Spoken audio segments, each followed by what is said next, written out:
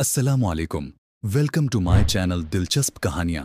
More updates के लिए हमारे चैनल को सब्सक्राइब करें और नोटिफिकेशन आइकन प्रेस कर दें। तो चलिए कहानी शुरू करते हैं।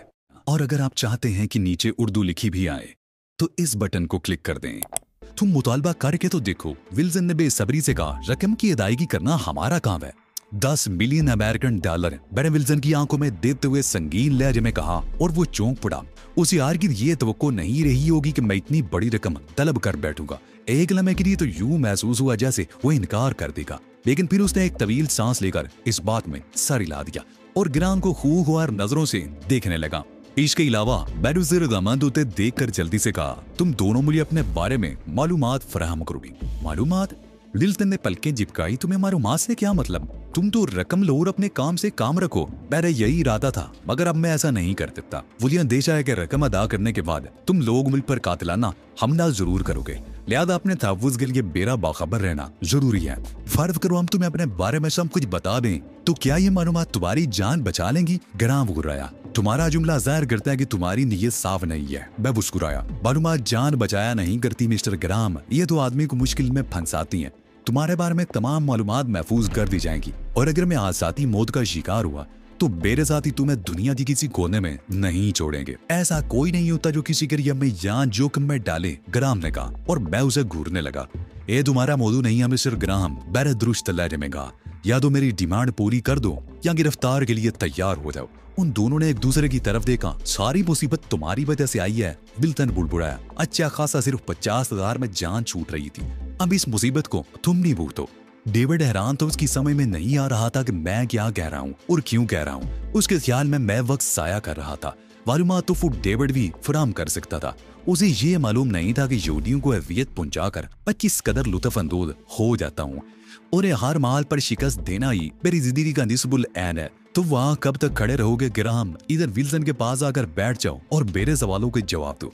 ग्राम विल्सन के बराबर जाकर बैठ गया और डेविड मेरे पास आ गया। रिवाल्वर जेब में रख लो डेविड, अब इसकी जरूरत नहीं रही। और तुम भी कान खोल कर सुन दो कि अगर अब तुमने कोई गड़बड़ करने की कोशिश की तो उसके नतीजे में जिंदगी भर के लिए अपाज भी हो सकती हो। शदीद एहसास विल्लत के बायस ग्राम का चेहरा तारीक हो गया, मगर वो कर ही क्या सकता था? वो इसे शिकस्त तो वो पहले ही खा चुका था। अब बोलता भी तो क्या बोलता? अब शुरू हो जाओ ग्राहम, इंतजार किस बात का कर रहे हो? मेरे सख्त लहर में कहा। तुम्हें शायद अंदाजा नहीं कि मेरा वक्त कितना कीमती होता है। तुम क्या मालूम करना चाहते हो? ग्राम बर्राई हुई आवाज ने बोला। तुम इंटेलिजेंस के आदमी हो, तुम्हारे वीजा सेक्शन में हमारे बारे में हर किस्म की मालूमात होगी। बस ये मालूमात भी होंगी कि तुम यहाँ तकीमकारी की नीयत से आए हो। मैंने तंजिया लहरे में कहा, फिर दफातन सख्त लहरा इख्तियार किया। मुझे अपने गिरोह के बारे में बताओ। गिरोह? दोनों ने हैरानी से मेरी तरफ देखा। फिर विल्सन बोला, लेकिन हमारा तो कोई गिरोह नहीं। अच्छा तो फिर यही बता दो कि तुम लोगों ने कार में बम क्यों फिट किया था? वो जरा दुश्मनी का मामला था। इस बार विल्सन ने जवाब दिया। उसके बारे में मालूम करके तुम क्या करोगे? मेरी मालूमात के मुताबिक उस कार में 2 अफराद सफर कर रहे थे, एक मर्द और एक औरत, और उन दोनों में से तुम्हारी दुश्मनी किससे थी? औरत से, विल्सन ने तेजी से जवाब दिया। शायद तुम भी इसे जानते होगे, उसका नाम तहदीब मालकम एक्स है। एक जमाने में वो ग्रीन पोल नामी तंजीम में हुआ करती थी। उस औरत के साथ एक आदमी भी तो था, क्या तुम उसे नहीं जानते? मैंने खेज लहरे में कहा, और वो दोनों चौंक पड़े। नहीं, विल्सन ने नफी में सारी लाया, फिर बड़े राजदराना अंदाज में बोला, कौन था वो? जो कोई भी था अब इस दुनिया में नहीं। अग्रेसर की चाबी घुमाते ही कार के चीथड़े उड़ गए थे, और साथ ही उन दोनों के भी। मेरी बात सुनकर उन दोनों के चेहरे पर सुकून की जो लहर नजर आई, उससे मुझे अंदाजा हो गया कि वो अपनी कारकर्दगी के नतीजे से अब तक बेखबरी थे। सुनो, हम तुम्हें हर किस्म की जरूरतों से बेनियाज कर सकते हैं, विल्सन ने कहा। तुम बासलाहियत आदमी हो, छोटी मोटी ब्लैकमेलिंग करके तुमने खुद को महदूद क्यों कर रखा है? हमारे साथ रहोगे तो शहजादों की सी जिंदगी बसर करोगे। शहजादों की सी जिंदगी? मैंने यूं कहा जैसे मेरे मुंह में पानी आ रहा हो। लेकिन नहीं, मैंने नफी में सारी लाया। तुम्हारे साथी ने मेरी तौहीन की थी और उस पर शर्मिंदा भी नहीं है। भले मैं तुमसे माफी मांगता हूँ मेरे दोस्त, ग्राम ने तरंग में आकर कहा। वो तरंग में क्यों ना आता अगर उसने अली यार खान को मौत के घाट उतारने का कारनामा सर अंजाम दिया था। मैंने तुम्हें दिल से माफ किया, ग्राम ने दोबारा कहा, और मारे खुशी के उल्टा बोल गया। अरे नहीं, मैं दिल से तुमसे माफी मांगता हूँ। मैंने अपना दिल बिल्कुल साफ कर लिया है। अगर तुम मेरे दोस्त बन गए तो मैं खुद को खुशकिस्मत समझूंगा। तुम्हारी बात पर यकीन कैसे कर लूं? मैंने उलझे हुए अंदाज में कहा। कुछ देर पहले तो तुम मेरी जान के दुश्मन हो रहे थे। उसे भूल जाओ यार, मैं भी भूल चुका हूँ। तुमने हमें उस औरत की खबर सुनाई है, मेरा जी चाह रहा है तुम्हारा मुंह मोतियों से भर दूं। मैं तो बहुत साफ दिल का आदमी हूँ, अगर तुम्हारे दिल में कुछ नहीं है तो मैंने भी तुम्हें माफ किया। अब मैं सिर्फ $50,000 पर ही इक्तफा कर लूंगा। बड़े जबरदस्त कारोबारी आदमी हो। विल्सन हंस पड़ा। अभी तक वही धुन सवार है। ये मेरा साइड बिजनेस है, अगर इसकी तरफ से गफलत भर दूंगा तो नौबत फाको तक भी आ सकती है। मैंने तुम्हें अपने साथ काम करने की ऑफर की थी, मगर तुमने उसका कोई जवाब नहीं दिया। विल्सन ने कहा, सोचे समझे बगैर मैं कोई काम करने का आदी नहीं हूँ। मैंने कहा, पहले तुम हर बात तफसील से बताओ, उसके बाद मैं गौर करूंगा, तभी कोई फैसला कर सकूंगा। माकूल बात है। विल्सन ने सारी लाया। तो फिर ऐसा करो, कल इसी वक्त आ जाओ, हम तुम्हें काम के बारे में भी तफसील से बता देंगे और रकम भी तुम्हारे हवाले कर देंगे। रकम वाली बात गलत है, मैंने नबी में सारी लाया। कारोबारी मामलात में उधार करना मैं पसंद नहीं करता। और ये उधार कहाँ है भाई, हमारे पास ज्वेलर्स चेक हैं, कल तुम्हें कैश करा के दे देंगे। ठीक है, मैंने नफी में सारी लाया, लेकिन याद रखो वादा खिलाफी नहीं होनी चाहिए, वरना नताइल के जिम्मेदार तुम लोग खुद होगे। मुझे इल्जाम मत देना। ये तुमने क्या किया? कमरे से बाहर आते ही डेविड फट पड़ा। उन लोगों को तो छोड़ना ही नहीं चाहिए था। मैंने उनके गिर्द घेरा, तंग किया। डेविड, उन बेचारों की औकात ही क्या है, जिस वक्त भी जी चाह उनकी गर्दन बरोड़ दूंगा। तुम औकात की बात कर रहे हो? डेविड ने हैरान होकर कहा, जानते भी हो कि ये लोग कौन है? इनका ताल्लुक डेथ सेक्शन से है।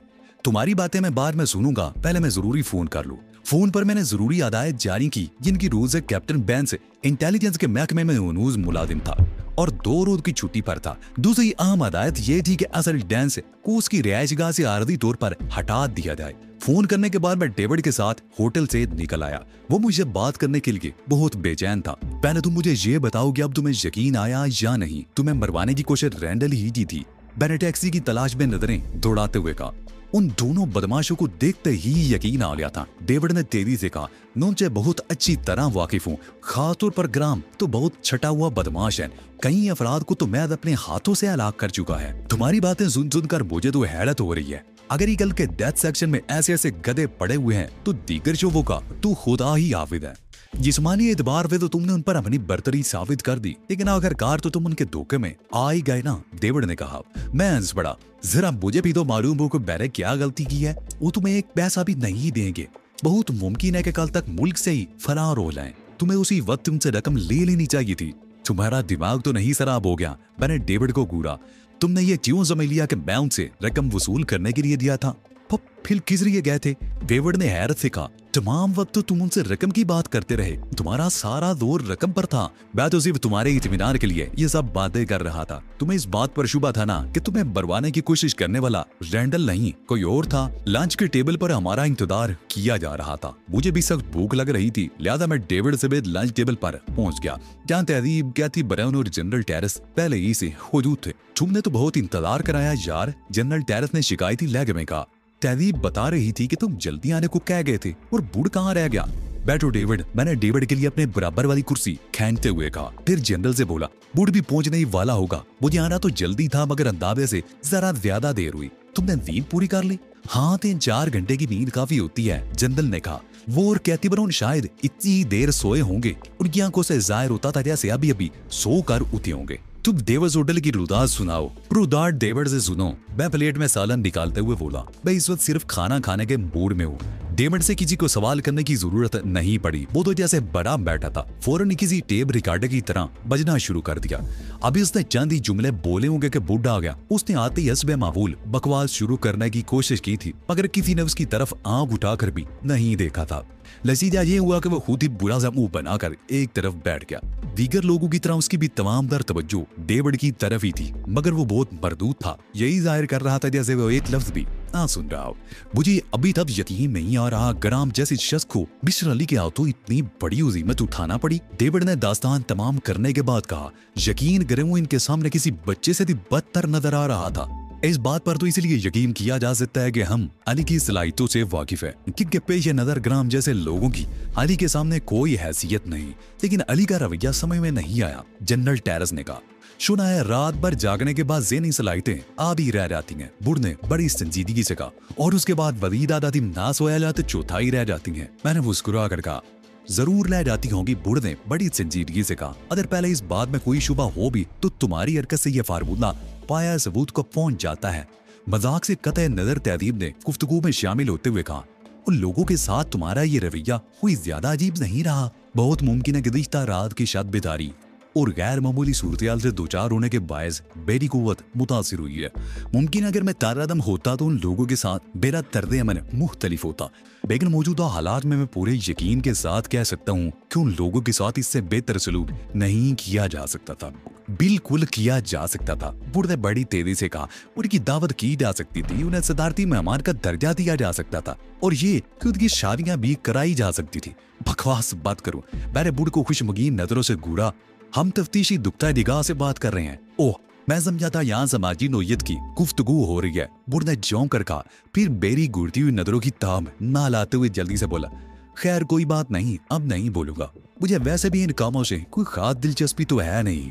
खिलाची फिरौन खिल खिलाकर हंस पड़ी और बैरे बुरा सा मुंह बनाकर कहा, इस किस्म की हौसला अफजाइयों ही ने इसे इस कदर बिगाड़ दिया है। इसे कहते हैं बीवी की तरफदारी। तहजीब ने बेसाख्ती से कहा और मैं झुंझला गया। ये शख्स शैतान से कम नहीं, जिस दिन फुगली से शीरा दीवार पर लगाता है और बकिया हंगामे खुद बहुत रूनमा होते चले जाते हैं। मैंने हुसीले लहजे में कहा, इसने हम सब को मौजू से भटका दिया है। प्रमोशन का शुक्रिया चीफ, बुढ़ ने होता ऐसा आवाज ने कहा था, मगर मैंने सुन लिया था। प्रमोशन तो शैतान का होगा, मैंने बिना कर कहा, जिस रोज उसे कम से तशबीह दी जाएगी। दूसरों को रोकते रोकते आप तो खुद भी उसके साथ उलझ गए, तहजीब ने हंस कर कहा और उसके इस जुमले पर सभी हंसने लगे। उस शकील जागते रहने के बायस तुम्हारी खुश मिजाजी रुखसत हो चली है अली। तहजीब ने मजीद कहा, सारे काम छोड़कर पहले तुम अपनी नींद पूरी कर लो। ये जागने और जगाने का वक्त है तहजीब। तुम दोस्त होकर मुझे सोने का मशवरा दे रही हो? क्या सब कुछ तुम्हारे अपने सामने नहीं है? मैं कितनी संगीन सूरत-ए-हाल से गुजर रहा हूँ।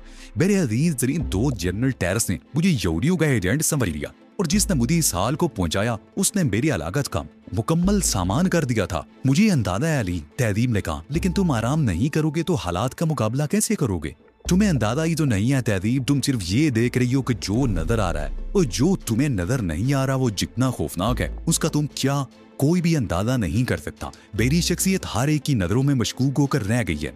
मोशी आवर ने मुझे हलाक करने के लिए एक कदम उठाया था, वो तो नाकाम हो गया। फर्द अगर उसकी तरफ से 2-4 इसी किस्म की कोशिशें और होती हैं और उसने इत्तफाक अपनी कोशिशों के नतीजे में मैं उनसे भी बच जाता हूं तो जानती हूँ मेरे खिलाफ उसका आइंदा कदम क्या होगा? नहीं। तहजीब ने नबी में सारी लाया, लेकिन वो इसके अलावा और कर भी क्या सकता है कि तुम्हें कत्ल कराने की मजीद कोशिशें करता रहे?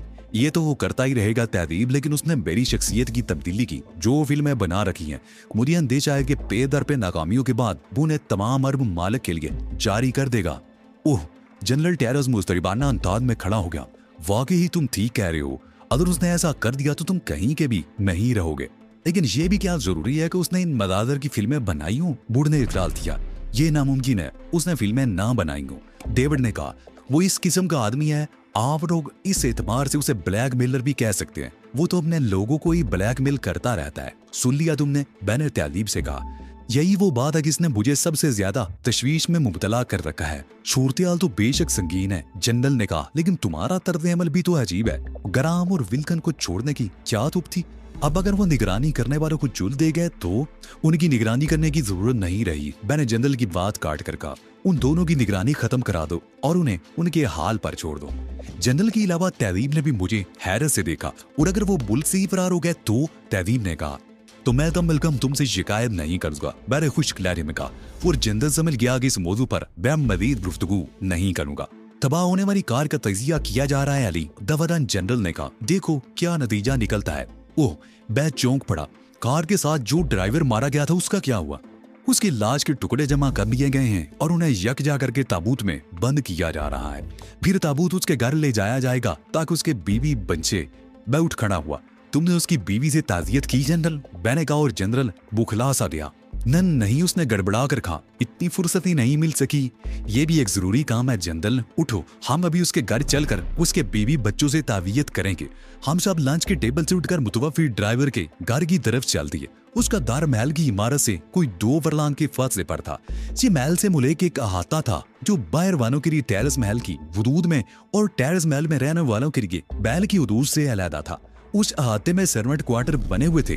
दोपहर का वक्त होने की वजह से सन्नाटा छाया हुआ था।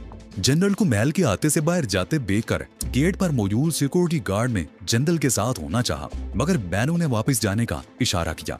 वो मेरे महकूम तो नहीं थे, फिर मेरी बात पर किस तरह अमल कर सकते थे? इन्हें वापस कर दो जनरल, मैंने झिंझला कर कहा, या तुम इस वक्त भी इनकी जरूरत महसूस कर रहे हो?